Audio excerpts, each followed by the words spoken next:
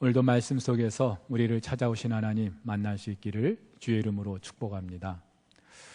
옛날 우리나라 삼국시대 이전에 세 개의 부족 국가가 다스렸던 삼한시대라고 있었습니다. 그중 변한이라는 곳에 소도라고 하는 성읍이 있었습니다. 일종의 신성 불가침 지역이라고 할 수 있는데요, 천군이라 불리는 제사장들이 살던 성읍이었습니다.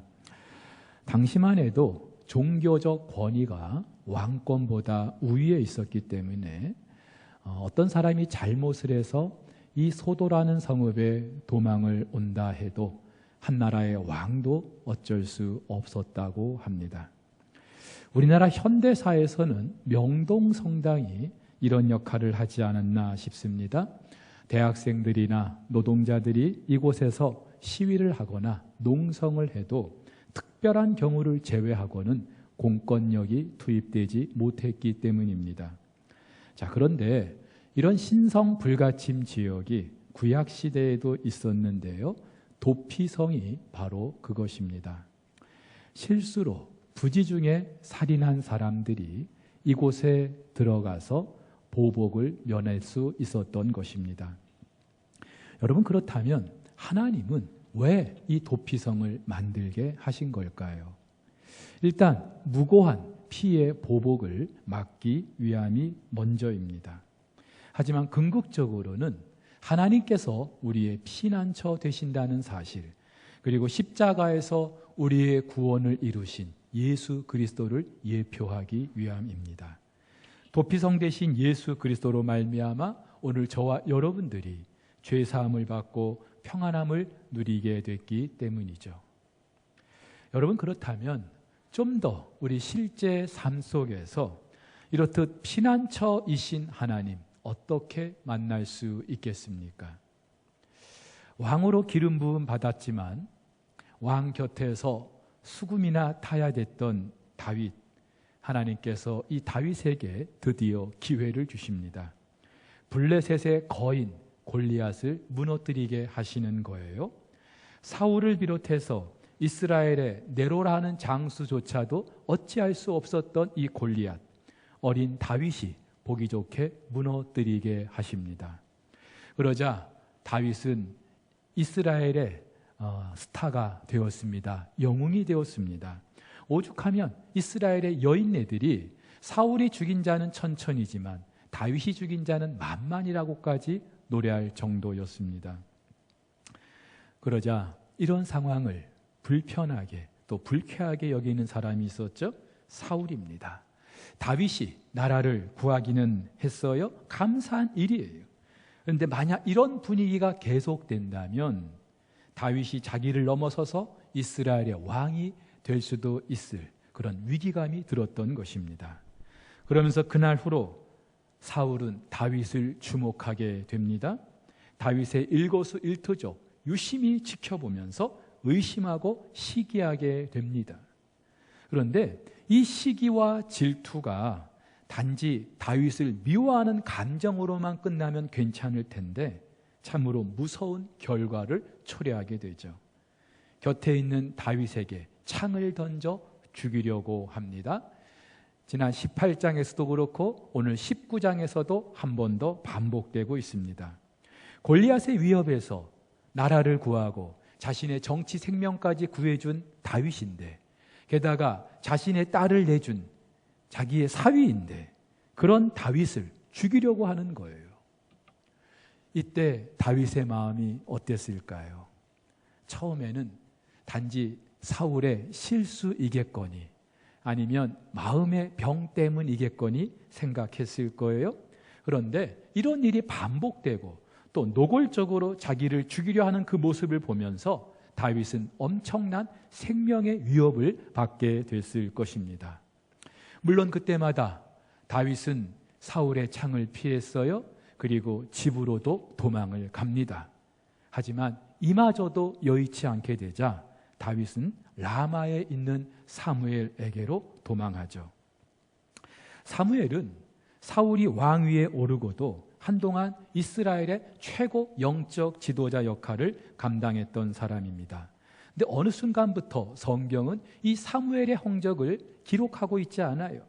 아마도 사울을 패하겠다고 하신 그 하나님의 말씀을 전하고 난 이후에 더 이상 사무엘은 전면에 나서지 않고 있습니다. 아마도 고향 땅 라마에서 선지 생도들을 키우면서 그렇게 여생을 보내고 있었던 것 같아요. 근데 바로 이곳으로 다윗이 피하게 되는 겁니다. 여러분, 왜 다윗은 사무엘에게로 갔던 걸까요? 먼저 저와 여러분들이 여기서 전제로 해야 될 것이 하나 있습니다. 다윗처럼 누군가에게 쫓기는 상황, 누군가 나를 미워하고 심지어 나를 죽이려고까지 하는 그런 상황, 우리 모두에게 있을 수 있다는 겁니다.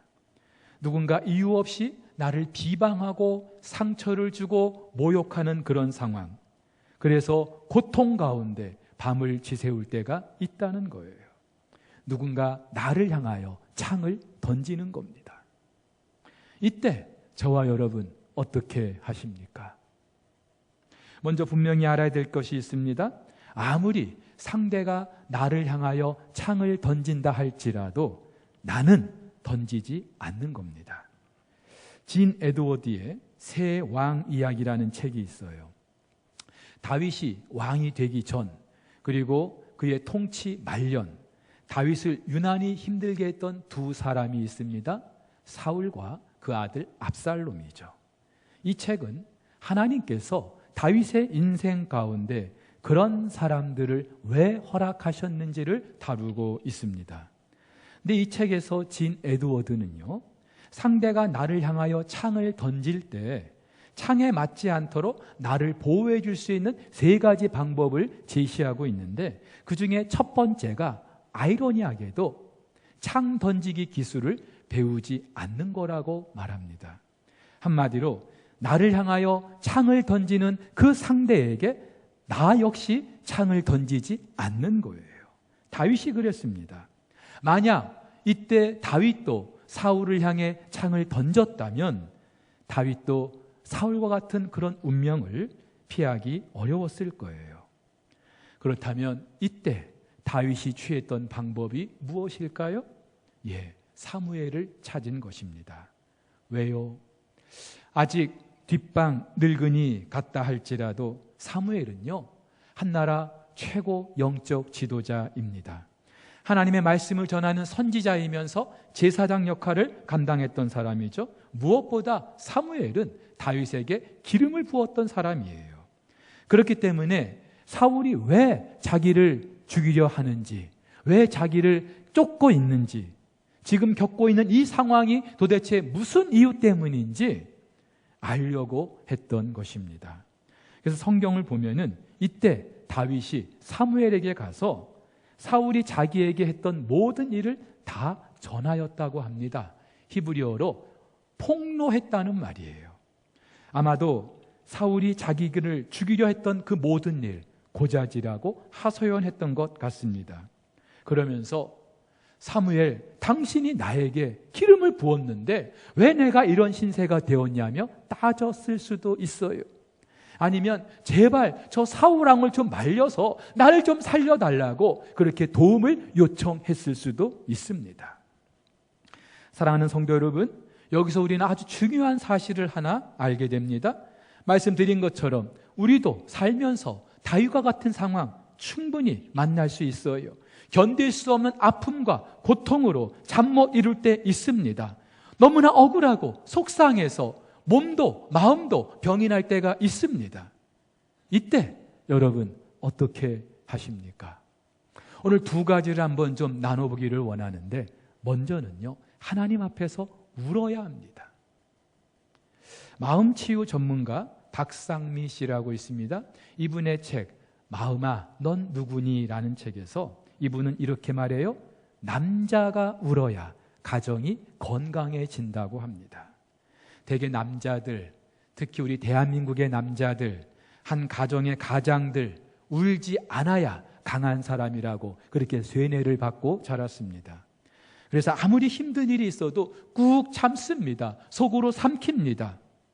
근데 이 책에서 박상미 씨는요, 오히려 이때 울어야 마음도 몸도 병들지 않고 가정도 건강하게 지킬 수 있다고 합니다. 남자뿐이겠습니까? 어떻게 할까요? 그렇죠? 자기의 그 아픈 마음을 누군가에게 속 시원하게 터놓고 말할 수 있어야 합니다. 때로는 실컷 울 수도 있어야 됩니다. 근데 웬만큼 친하지 않고는, 신뢰할 만한 사이가 아니고는 그렇게 하기가 어렵죠. 근데 이때 저나 여러분이 마음껏 울 수 있는 분이 있어요. 누굽니까? 하나님이에요. 하나님 앞에 통곡하고 눈물 흘릴 때 하나님께서는 저와 여러분들의 마음을 감싸주시고 위로해 주시는 줄 믿으시기를 바랍니다.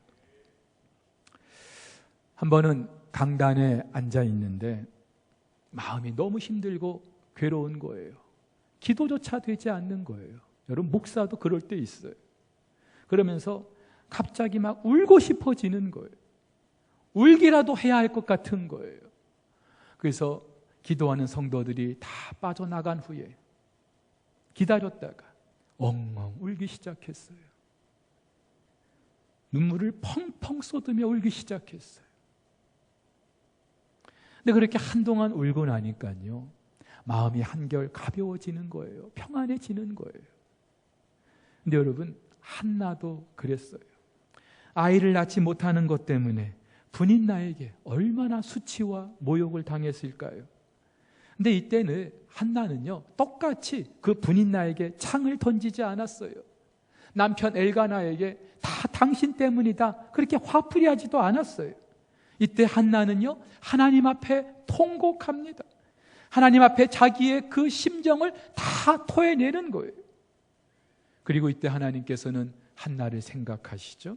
한나의 마음을 헤아려 주시고 그의 원통함과 아픔을 싸매 주십니다. 그래서일까요? 이후에 한나의 얼굴에서 다시는 근심빛이 없었다고 말하고 있죠. 사랑하는 성도 여러분, 다윗이 사무엘을 찾았던 이유, 먼저는 울기 위함이 아니었을까요? 너무나 속상해서, 너무나 억울해서, 그것을 하소연하기 위해서 사무엘을 찾았던 것 아닐까요? 여러분, 중요한 건 저나 여러분 반드시 누군가에게 이 내 마음을 쏟아내야 한다는 거예요. 그렇지 않고 품고 있으면, 참고만 있으면 내 마음도 몸도 병들기 마련이고 내 주변의 사람들에게 돌이킬 수 없는 아픔을 줄 수 있기 때문에 그렇습니다. 어떻게 하면 될까요? 하나님 앞에 엎드릴 수 있기를 주의 이름으로 축복합니다. 하나님 앞에 통곡하세요. 하나님 앞에 모든 걸 다 쏟아내세요. 하나님의 위로와 평강이 있게 될 줄 믿습니다. 여러분, 다윗과 같은 상황에 있을 때 우리가 해야 될 일이 또 무엇일까요? 하나님께 그 이유를 여쭤야 합니다. 다윗이 사울을 피해서 사무엘을 찾았던 이유, 그 모든 일의 이유를 알기 위함이었어요. 적어도 사무엘은 이 모든 일의 이유를 말해줄 수 있을 거라고 생각했기 때문인 것이죠. 여러분, 그렇지 않아요? 사울의 눈을 피해서 자기를 찾아와 기름을 부었던 사람입니다. 그 잘난 형들 다 제쳐놓고 들에서 양이나 치던 자기를 불러서 기름을 부었던 이가 사무엘이에요. 절대로 그 모든 일을 자기의 사사로운 생각이나 감정 가지고 하지 않았을 거예요. 무엇보다 사무엘은 철저히 하나님의 뜻대로 살아가는 사람이었어요. 하나님의 말씀을 그대로 대언하는 사람이었어요. 그렇다면 지금 자기가 겪고 있는 이 상황을 왜 맞이하게 됐는지, 이 고난의 상황을 왜 맞이하게 됐는지 분명히 대답해 줄 수 있을 거라고 생각했을 것입니다. 사랑하는 성도 여러분, 살다 보면 때론 말이 되지 않는, 설명도 되지 않는 그런 상황 만날 때 있죠. 너무나 힘들고 고달파서 숨조차 내쉬기 힘든 때 있어요. 근데 이보다 더 힘든 거는요, 그 이유를 알지 못할 때죠. 여러분 그렇지 않습니까? 매도요, 이유를 알고 맞으면 괜찮아요. 근데 이유 없이 매를 맞으면 너무나 아픈 거예요. 여러분 그렇다면 이런 인생의 위기 앞에 저나 여러분이 해야 될 일이 무엇일까요? 그렇죠? 이유를 묻는 거예요. 누구에게요? 하나님께. 하나님, 도대체 왜 내가 이런 일을 겪어야 되는 건데요? 왜 내가 이 아픔을 겪어야 하는 건데요? 왜 내게 이런 시련을 주시는 건데요? 도대체 언제까지 이 어둠의 터널을 지나야 하는데요? 하나님께 여쭤야 됩니다. 물론 아무리 여쭤도 답을 하지 않으실 때도 있어요. 욥이 그랬죠. 욥이 겪었던 그 엄청난 고난과 괴로움, 그 이유를 몰랐어요. 하나님이 설명해 줘도 아마 몰랐을 거예요. 그저 그 고난의 과정이 끝날 때까지 기다리는 수밖에 없어요. 이런 거죠. 갑자기 길을 가는데 소나기가 막 쏟아집니다. 이때 하늘을 향해서 왜 소나기가 쏟아지냐고 아무리 투덜대봤자 소용없어요. 그저 소나기가 지나가기를 기다리는 수밖에 없습니다. 근데 분명한 사실은요, 우연히 내리는 그 소나기조차 하나님의 절대 주권 속에 있다면 우리의 그 어떤 일 역시 하나님의 절대 섭리 가운데 있는 줄 믿으시기를 바랍니다. 어떻게 될까요? 기다려야 돼요. 자, 그런데 하나님은요, 때때로 우리의 고난에 대해서 말씀해 주실 때도 있어요. 무엇 때문인지 분명하게 말씀해 주실 때가 있어요. 어떻게 해요? 말씀을 통해서요. 가장 대표적으로는 설교자들의 입을 통해서 하나님 말씀하십니다. 물론 설교자도 사람이에요. 그리고 설교자가 성도들 어떤 한 개개인을 두고 설교를 준비하지 않습니다. 근데 참 희한하죠? 하나님이 감동을 주셔서 말씀을 전했는데 그 말씀을 듣고 나서 성도들 가운데 목사님, 오늘 말씀을 통해서 제가 기도 응답 받았어요. 제가 고민하던 문제 하나님께서 답을 주셨어요. 그렇게 말씀하시는 분들이 있어요. 왜요? 하나님은요, 설교자를 통해서 당신의 뜻을 우리에게 일러주시기 때문이죠. 설교는 선포되는 하나님의 계시이기 때문에 그렇습니다. 그래서 여러분, 무슨 일이 있어도 아무리 정말로 전도사님이 설교하든 누가 설교해도 말씀을 듣는 자리, 여러분들에게 축복이 되는 줄 믿으시기를 바랍니다. 저도 우리 부교육자들이 설교할 때 종종 하나님의 음성을 들어요. 제가 기도하고 있는 문제, 고민하고 있는 문제, 답답해하는 문제, 하나님께서는 그때마다 우리 부교육자들의 입술을 통하여 제게 말씀해 주셔요. 오늘 다윗이 사무엘을 찾았던 경우도 그렇습니다. 자, 그런데 여러분, 이것보다 한 단계 더 성숙한 그런 단계가 있어요. 개인적으로 말씀을 읽거나 묵상할 때 하나님의 뜻을 알게 되는 거예요. 조용히 기도의 자리에서 하나님의 음성을 듣게 되는 거예요. 하나님께서는 반드시 당신께 질문하면 답을 주시는 분이기 때문인 줄로 믿습니다. 여러분, 사울을 피해서 자기에게 왔던 그 다윗에게 사무엘은 뭐라고 말했을 거예요? 야, 너도 창을 던져! 아니면 야, 이제 사울 끝났어. 조금만 기다려. 조금만 기다렸다가 한번 네가 본때를 보여줘. 그렇게 말했을까요? 사실 다윗은요, 오늘 19장에서 사무엘을 만난 이후에 25장 사무엘이 죽기까지 어쩌면 한 번도 사무엘을 만나지 못했을 거예요. 하지만 어쩌면 이때 다윗은 사무엘을 통하여 자기가 왜 그런 일을 겪고 있는지, 도대체 무슨 이유 때문인지 분명히 이야기를 들었을 겁니다. 그리고 이때 사무엘과의 만남, 이후에 사울을 피해 쫓겨다니는 그 상황 속에서도 다윗을 지켜주는 든든한 버팀목이 되었을 거예요. 그것은 바로 다윗 바깥의 그 사울이 아니라 다윗 내면의 사울을 알게 된 것입니다. 앞서 소개했던 그 세 왕 이야기에서 진 에드워드는요, 사울이 다윗을 향해 창을 던지게 했던 그 까닭, 이렇게 말하죠. 즉 하나님께서 다윗 안에 있는 또 하나의 사울을 죽이기 위해서라고 말입니다. 그렇죠. 하나님은요, 다윗 바깥에 그 사울을 보고 계신 게 아니라 다윗 내면에 있는 사울을 보고 계셨어요. 그 사울이 죽지 않고 살아있는 한 다윗은요, 어쩌면 사울과 똑같은 그런 전철을 밟게 될 것이 분명하기 때문에, 그래서 하나님은 다윗 내면의 그 사울을 죽이기 위해서 겉사람 사울을 사용하셨던 겁니다. 물론 그 순간은 인정할 수 없었을 거예요. 하지만 이후에 시간이 흐르면서 다윗은 그날 그 사무엘의 이야기를 가슴 깊이 새기게 되지 않았을까요? 저도 그렇습니다. 꽤 잘난 목회자인 줄 알았습니다. 목회 잘하고 있는 줄 알았어요. 그래서 누가 제게 쓴소리를 해도 내가 더 많이 알고 있다는 식으로 귀담아 듣지 않았어요. 근데 지난 금식 이후에 지금까지 말씀을 묵상하는 그 자리에서, 기도하는 자리에서 하나님께서는요, 계속해서 저의 허물을 보게 하시고 저의 잘못을 보게 하셔요. 내 안에 죽어야 될 그 사울을 보게 하시는 거예요. 얼마나 더럽고 추한지, 얼마나 내 마음이 높아져 있고 교만한지 제 안에 죽어야 될 사울을 보게 하시는 거예요.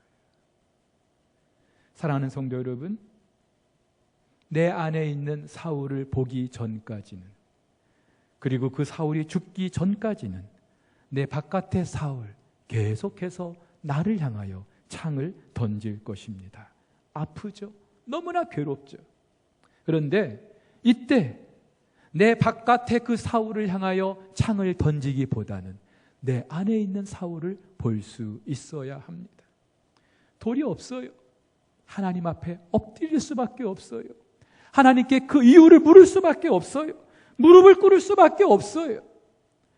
여러분, 이것은요, 옛 신앙의 선배들이 자주 사용했던 방법이기도 하죠. 시편 73편은 아삽의 시라고 합니다. 근데 이 시의 전반부를 보면은 시인은 굉장히 불만과 안타까움으로 가득해 있어요. 거의 실족 상태에 빠져 있습니다. 이유는 악인은 형통한데 왜 의인은 그렇지 못하는가? 그런 현실 때문이에요. 여러분, 지금 우리가 살고 있는 이 세상도 그렇지 않습니까? 성경대로라면 악인들은요, 멸망받아야 돼요.